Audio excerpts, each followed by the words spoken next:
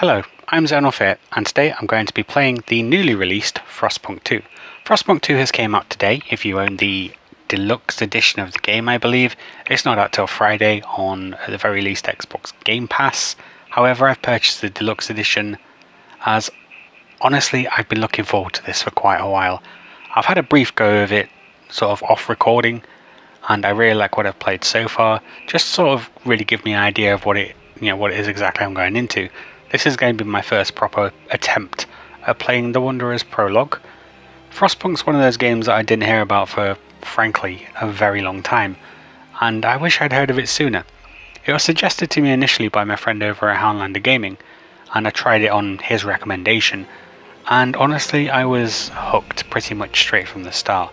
Frostpunk is a city survival game, and it really appealed to me. I have phases where games don't really seem to, maybe capture me as much as I'd like. However, Frostpunk did capture me like a game hasn't done in a very long time. I'm probably going as far back as the original Xbox One and Elite Dangerous as to how much I've really got into a game.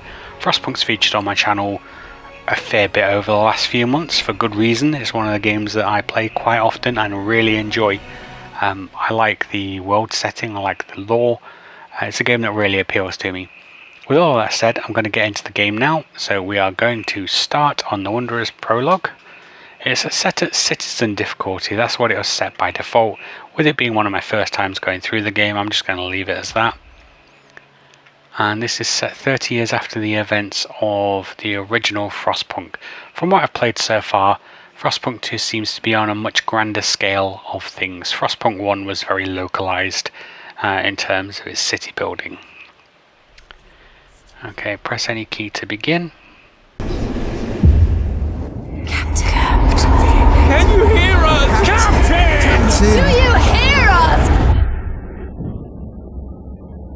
A generation ago, we fled the crumbling British Empire as the world froze around us.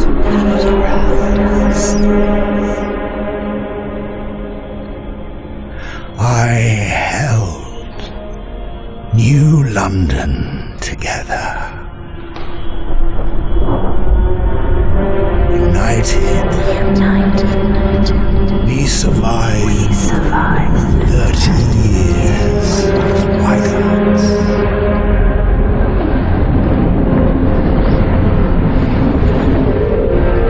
But the world around us is dead. Empty. Ripe for taking.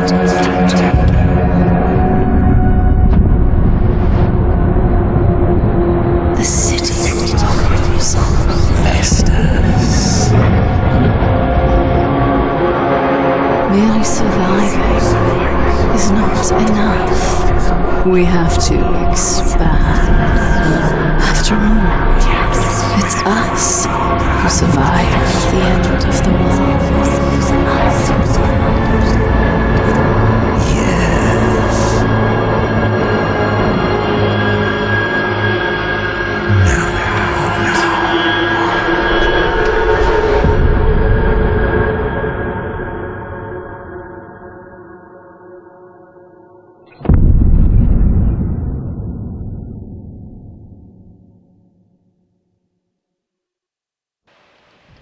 Okay, so I'm back, and this is the intro to The Wanderer's Prologue.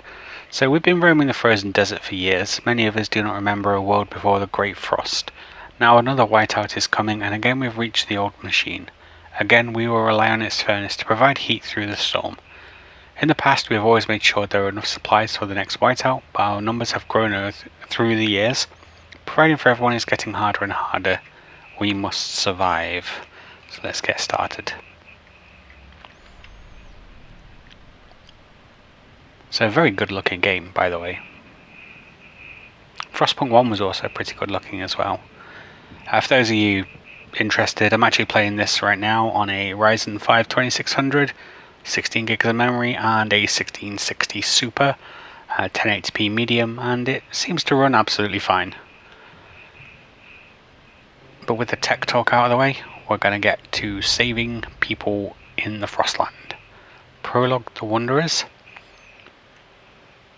The old dreadnought remains in pieces under layers of snow, but the scattered wagons still have resources inside. First, we must break ice to reach one of the oil wagons and construct an extraction district to use it. Then we can turn on the dreadnought's furnace to heaters. So we will restart the furnace. I'm just going to pause the game here. I've got a sort of basic idea of what to do in this very early game. So one of the new things that has been introduced is whenever you want to build around a resource node, so the oil or components or stuff like that, you now have to frost break. So what I'm going to do first of all is I'm actually going to build houses and break around here. So 1, 2, 3, 4, 5, 6, 7. Okay, so we're going to frost break there, and we're also going to build houses as well, as that I think that contributed in my first failure quite significantly. So I'm going to get these close to the generator. 3, 4, 5, 6. Okay, and pause again. So with the ground broken around the oil wagon, I should now be able to build an extraction district node here, and that will get us oil. And what I also want to do is I want to break the ground up to the construction wagon. So frost breaking, I'll keep on doing that. Right, okay, so I think you can select 8 nodes, so I guess I can't do those right now. 1, 2, 3, I can, yep, 5, then 6, 7, 8.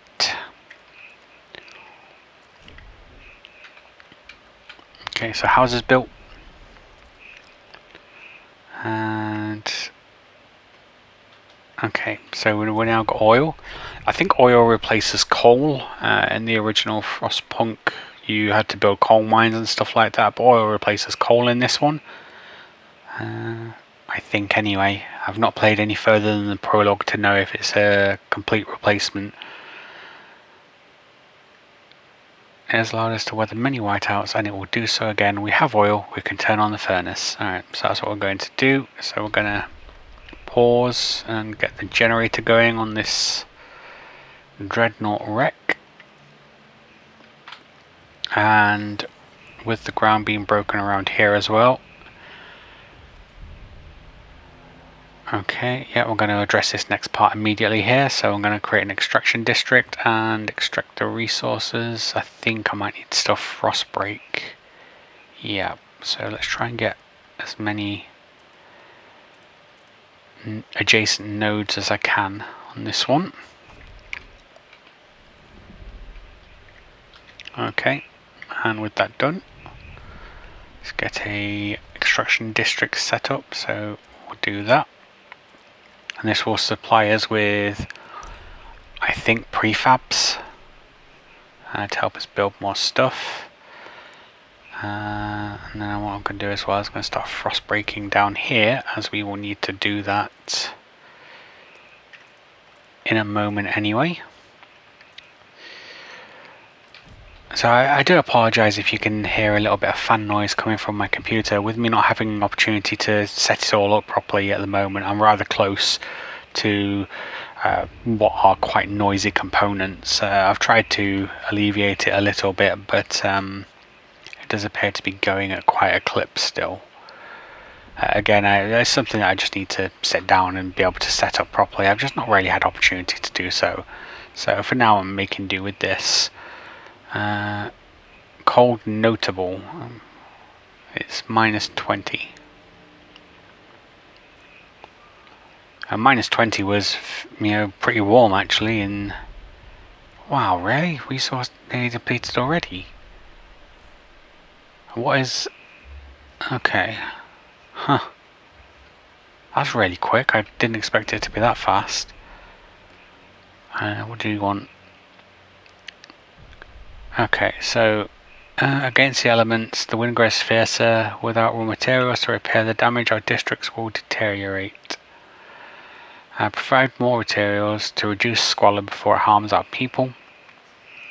Okay, so We will use them to show up our districts. We must move quickly or some districts will be disabled, or I won't address this right now. So if I choose this but fail to do it, I will be punished basically, and I might lose some operations, some districts, which I can't really afford right now. Or I could just take the hit, the relations hit, which I'm going to do, and not address it right now while I work towards getting other things done too. I can't believe how quickly that's gone down.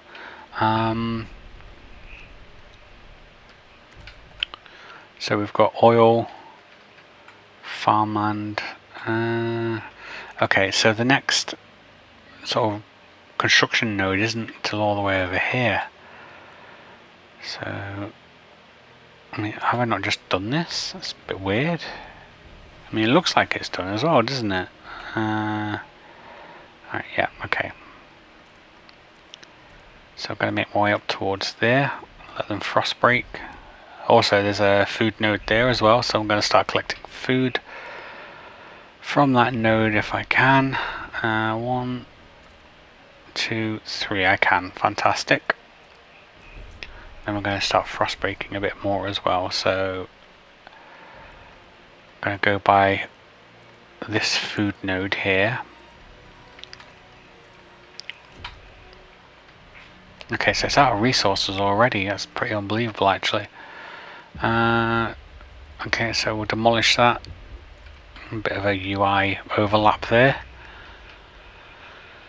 34 registered as sick. Okay, what we've got going on here. Gardener. The soil is depleting. A couple more and there'll be no point erecting the hothouses, and the yield is so low. Either we pull emergency shifts or tighten our belts, otherwise there might not be enough for everyone.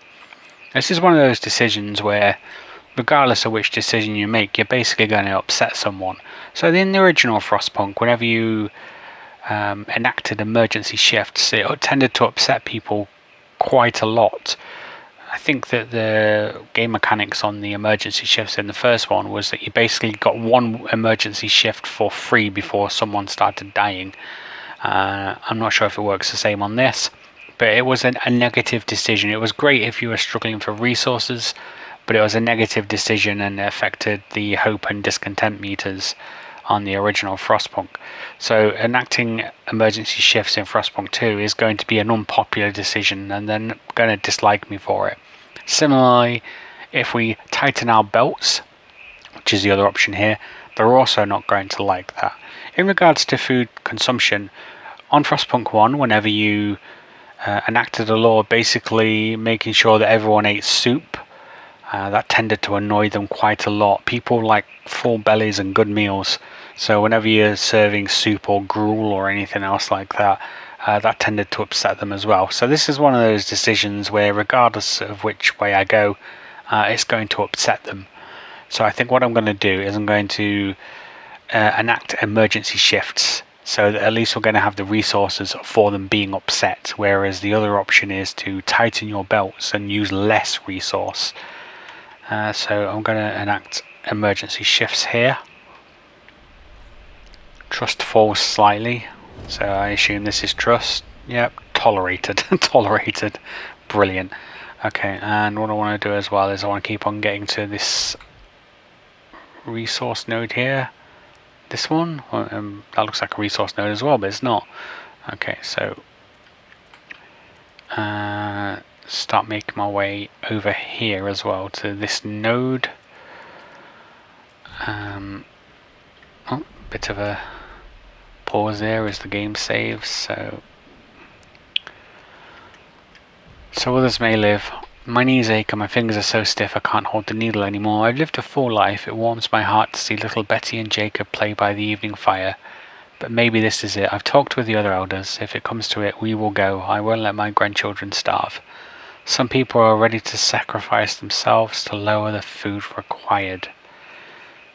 Okay, so I don't want to do that, but it may become a necessity, but they're offering to go.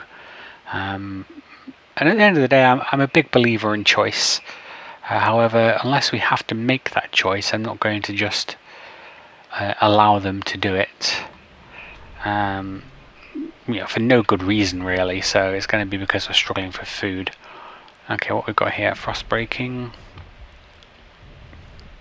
So I don't need to frost break. What I need to do is build another extraction district, like so.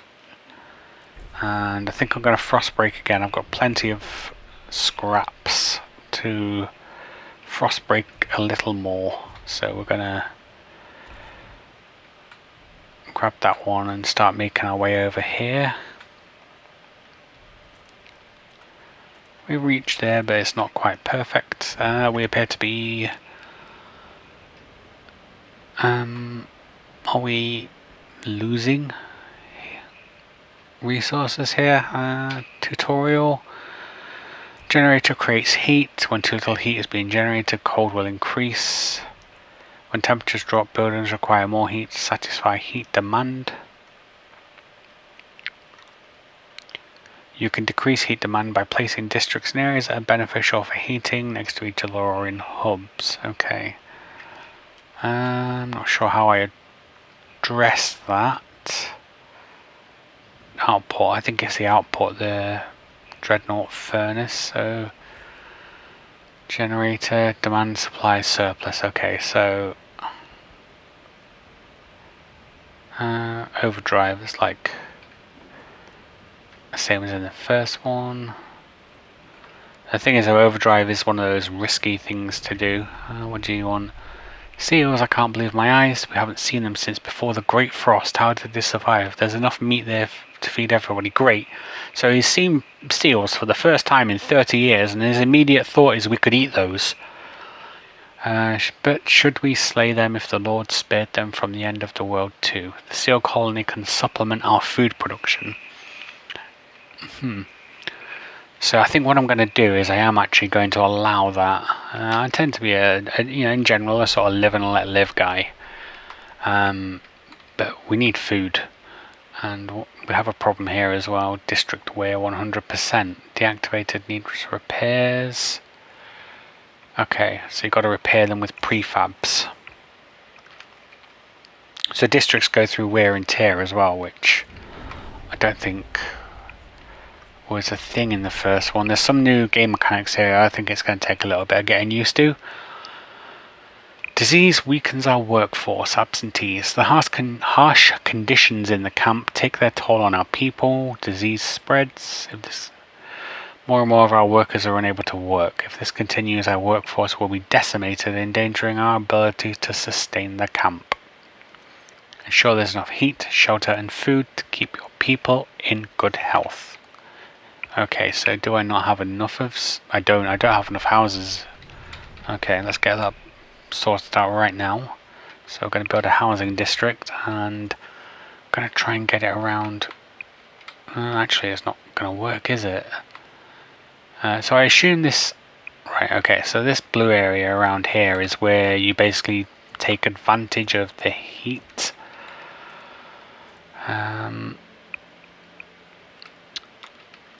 But we're going to have to put one here as well, which is outside of the heat radius of the Dreadnought furnace. Got a lot going on right now, actually. Okay, so 15 registered as sick. Okay, 104 weeks of oil left, so we're alright for oil.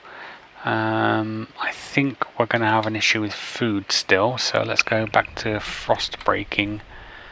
Maybe take advantage of that seal colony there. So what I'm going to have to do is make my way down there. Can I queue frost breaking? No, I can't. Okay, so I'm going to have to wait for the first lot of frost breaking to occur before I can do the second one. They're pretty cool, aren't they, those cranes? I like those. Okay, so we're going to frost break again. Let's kind of tap that as we go by. Okay, we have reached the seals. Unfortunately, we are going to have to dig in. I'm afraid I'm out 400k. That's a lot of food to ignore at this moment in time. I can't really afford to ignore it either, so Okay, it's frost break here. And then we're going to build a food district. So 1, 2, 3. Not ideal. I wanted to leave the seals alone, but needs must. Plenty of housing. Got a food surplus, a massive food surplus going up actually. A material surplus. Oh, okay. I forgot about the generator overdrive.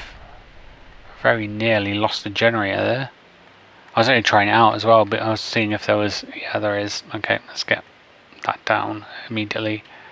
Wow, okay, so we are struggling a little bit with that. A mysterious symbol, the Captain's Legacy. One of our frostbreaking crew uncovered the frozen remains of a man in a tattered uniform. His shoulder patch reads New London Scouts 3rd Platoon, and he bears an obscure insignia. Some of our elders claim it belongs to a military organisation, while others argue it has a religious significance.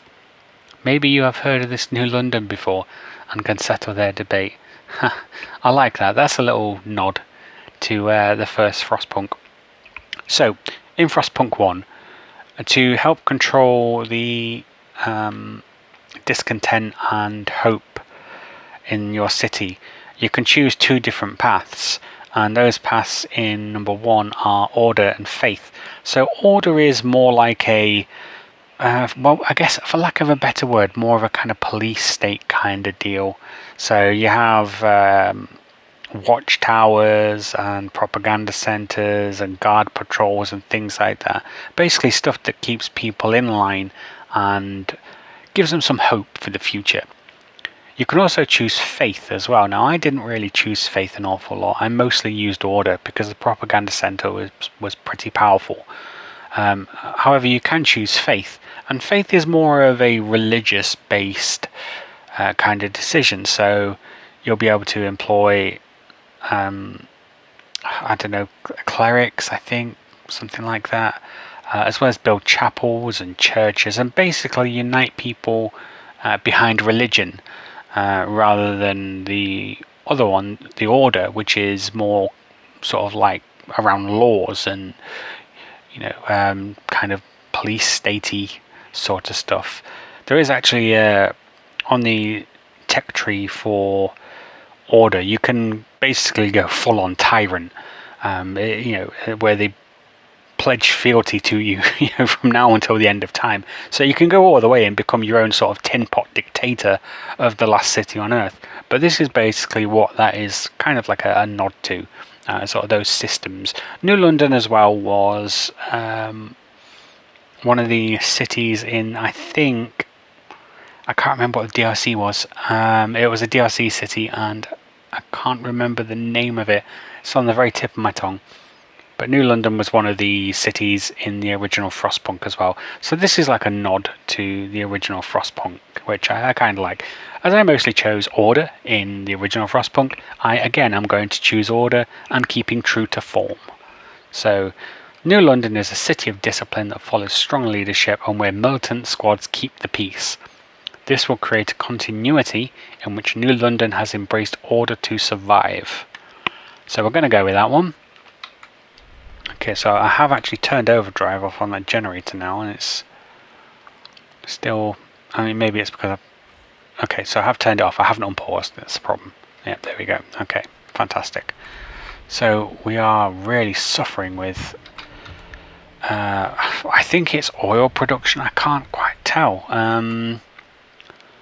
Okay, so what I'm going to do is I'm going to frost break here and see if this is the problem. Maybe I'm not producing enough oil. It's a bit awkward to, what's this? Hunt sparingly and we'll have seal forever. I'll have seal burger, please. I'll have 2 of those. Oh, it's the first time I've seen another living thing in like 40 years. Oh, okay. The whiteout is here. I've actually not got this far so far. Oh, okay. So what's the issue here? So 34 weeks. Oh, we've got something going on now. Okay, what's happened here? Oh, okay. Did I make it? Ah, no, I didn't make it. I can't believe it. Well, that happened real quick actually, I'm surprised. This is only the prologue to the game. I'm sure the scenarios are much longer than this. But chaos and starvation, the Wanderer's End. Did I not get enough food? I mean, the guy was just saying that they're going to have food forever now. When the whiteout hit the camp, the Wanderers were forced to take shelter within the broken dreadnought. They huddled together while howling winds buffeted the rusted hull. As the storm continued, it became clear that there was not enough food. Okay, so apparently I didn't stockpile enough food. I gave them seal forever, and it wasn't good enough. Some sacrificed themselves to give their share to their families. Others tried to control the stockpile through violence. The conflict escalated and fires broke out within the dreadnought, spoiling the precious supply. People never change. The few remaining survivors who emerged from the dreadnought soon splintered and disappeared into the Frostland. The Wanderers did not survive. So we failed this prologue. Perhaps in another life. Right, so I guess I'll be doing that again. So I've already had a short playthrough of this one before this video, and failed that one as well. So this is actually now the third time I haven't succeeded doing this prologue. It's okay though, because I had a similar thing with the original Frostpunk. I failed the original New Home scenario repeatedly before I got it right. So I don't mind trying again, and it's kind of part of the charm of the game actually. So I'm not not too bothered by not being able to complete it first time. Frostpunk's one of those games that has appeared on my channel quite a lot, and from what I've played of Frostpunk 2 so far, I think it's going to be the case with Frostpunk 2 as well. I'm really enjoying what I'm playing so far. If you're a fan of the original Frostpunk, I think you're really going to like this. It's one of those games that I've been looking forward to for quite a while, and so far it has not disappointed me. I'm really looking forward to trying on the other scenarios when I eventually get past this scenario, whenever that may be. I'd like to thank you guys very much for tuning in and watching one of my first Frostpunk 2 playthroughs. This has been Frostpunk 2. I've been Zonal Fear. Until next time guys, take care. Bye bye.